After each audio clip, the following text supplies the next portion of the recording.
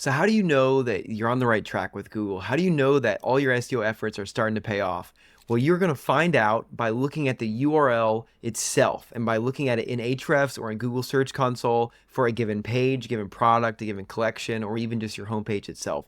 But you need to look at those keywords that Google is granting you and giving you and where you're positioned on those. First, you have to make sure that they are actually accurate. Those are the keywords you want to have, at least in some way, shape, or form, which means that if you're like a random insurance provider, the keywords that are ranking are not going to be just like your owner's name. They're going to also be other main terms, like, for example, PEO versus benefits broker. Like, for example, those type of keywords are so critical, making sure they are topically relevant. And then secondly, where do you sit on the search results? Assuming you're probably a newer site or a smaller site, you probably are going to be on like page 4 and back, which again, if you go to Google, you click up, you research anything, you have to keep going to the next page. Nobody's going there, I guarantee you. But most importantly, Google still shows it. So it allows us to kind of get a benchmark, a scorecard, a baseline for where we are, and we begin to optimize from there. You would think that in order to make your page rankings higher for one particular page, you would just focus on that one page only. False.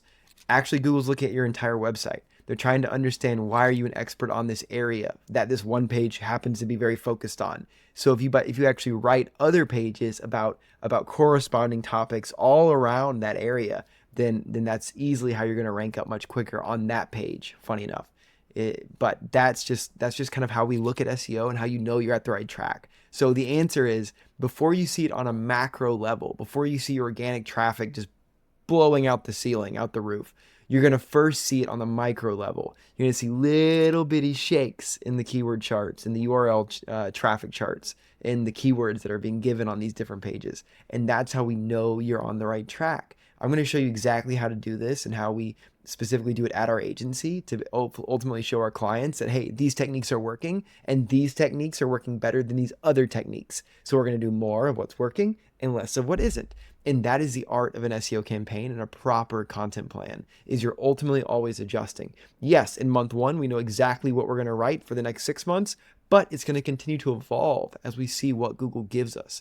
We can literally look out at the ocean and see the tide and make sure that we're going with the tide, because you do not want to fight Google against the tide. It is very, very difficult and almost impossible to actually get them to do what you want them to do. So you really have to kind of use the angle of what they're giving you.